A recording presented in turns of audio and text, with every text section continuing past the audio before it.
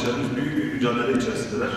Bizler de elimizden bir şeyler gelmese dahi dilimizden gelen çok şey var.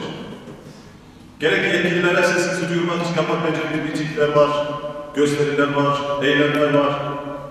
Yine Rabbimize iştenlikle yakarıp yapılabilecek sabah namazı buluşmaları var.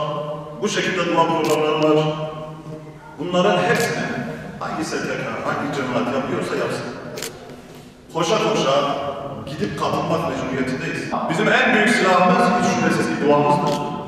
Bizim en önemli silahımız dua. Nerede, kimin yaptığı önemli değil. Kudüs için, Mescid-i Aksa için bir program varsa koşarak gidip katılmak mecburiyetindeyiz. Ne zamana kadar? Savaş bitene kadar değil. Yeryüzünde İsrail adı verilen terörist, siyonist, işgalci bir oluşum kalmayana kadar biz bu gündemi